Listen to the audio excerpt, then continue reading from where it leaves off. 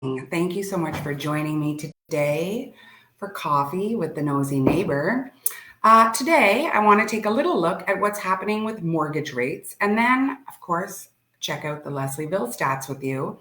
Then I'm joined by guest Christan Bosley, president and broker of record at Bosley Real Estate. We're going to talk about this market, some of the conflicts that exist within it, and why that's making the whole market just a little bit of a conundrum at the moment.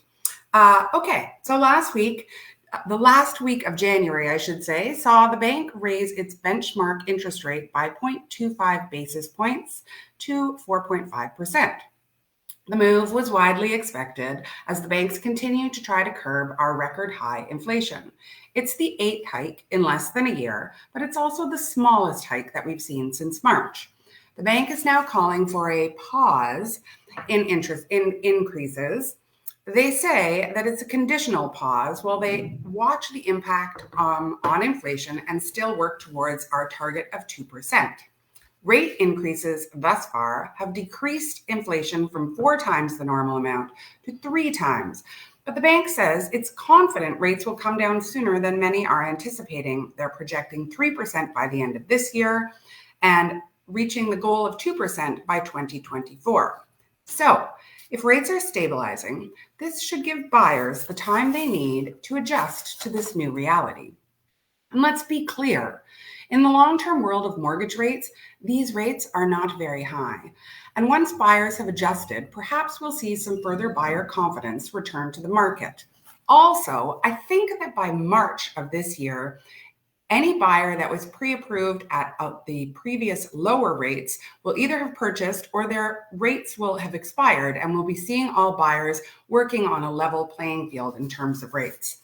These are some things I want to talk about with Christan, though. So, on to the stats, and then we'll get to it. Houses this week in Leslieville. There have been 5 new listings, 2 of those with offer dates and 3 with offers anytime. We had 1 listing sell this past week. It went under list and it had actually been set for a bidding war. Now, if you watch my Monday walking tours, last week I did 2 houses that were looking for bidding wars. One of them went just under asking and one of them went not so far above asking. So what's happening with bidding wars? Are we still seeing the same kind of enthusiasm? Another topic I'm going to touch on with Christan. There are 7 houses that have been sitting on the market for longer than a week. In the world of condos in Leslieville, we have 7 new listings. 1 of those has an offer date and 6 are offers anytime. There are 4 sold listings this past week. 3 of them went under the asking price and 1 just over. And we have 16 condo listings sitting on the market. Now, of note, when I talk about these new listings, some of them are relists, which is also a sign of the times. We haven't been seeing a lot of relist condos, but it does skew the statistics a little bit, I think. So that's really it. I'm going to bring in Christan now, and we'll have a chat. Bear with me. Hello. Good morning, Shauna. How are you? I'm well. Thanks for joining me. Oh, well, thank you for having me. I'm excited to talk all things real estate. All things real estate. So tell me what you think this newest pause on interest hikes will do for buyers in the market.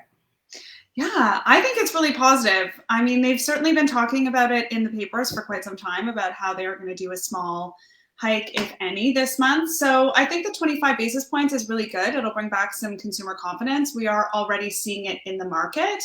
Buyers are back in the market. Our in-house mortgage broker is saying very clearly that there's a lot of applications for mortgage renewals, but also new applications for purchases and all sorts of different vehicles being used to make sure that people are actually getting into the marketplace. So really, really positive. I think the Bank of Canada, they're sitting and waiting to see what happens with inflation. We do have some really good signs coming. So I think really the pause in that interest rate hike is going to be really positive for the market as a whole, and also for the mindset of buyers and sellers out there today. Well, actually, talking about how mindset affects the market in such a big way, I wanted to touch on media's influence in that. I think in particular, talking about the clickbait tactics that they use to create a panic. I've touched on it before, but I would love to hear what you have to say. Well, I'm going to put my filter on. Because you know how I really feel. But publicly, I think it's really unfortunate. I'm a huge believer in self-fulfilling prophecies. I really am. I talk a lot to our agents, as you know, about the verbiage that we use with our consumers and what we're actually putting into the atmosphere about what's happening with the market. The reality is the real estate market has been in a recession since March, April 2022. The media seems to be wholly hesitant to use that word, but certainly pertaining to our housing market, that's the reality. We hit a somewhat more balanced, stable market coming through the summer months, and I think we are going to start seeing slight increases as we move forward. But the media would have us believe that the sky is falling, and according to BlogTO, nobody is buying homes in Toronto. So there is a certain element of clickbait. There is a certain element of self-fulfilling prophecy. I think the reality is that if you have a really good, full-time, knowledgeable, and experienced realtor, they will tell you what's actually happening in the local markets you're looking at. Fair. Yeah, let's actually look at the market itself. I feel like even the statistics in Leslieville talk a little bit about a tale of two cities right now, condos versus housing. What are your thoughts on that? Yeah, I think that that's always been the case, more so because there are just more condos available, right? We have more condos in Can't the swing a city. dead cat without hitting a new condo build. Yeah, you got it. And there's very little land, right? And the people that are owning properties right now in terms of freehold, they can afford to stay where they are and wait this out. So we are going to continue seeing, a real serious lack of inventory. And we're going to continue seeing condominiums go up for sale because there are more of them. That's just a reality. The price point to enter into a condominium, certainly as a first-time buyer, is much more feasible these days as well. So I think it's going to be really interesting to see how those two markets diverge. But really, I think it's a simple supply and demand issue.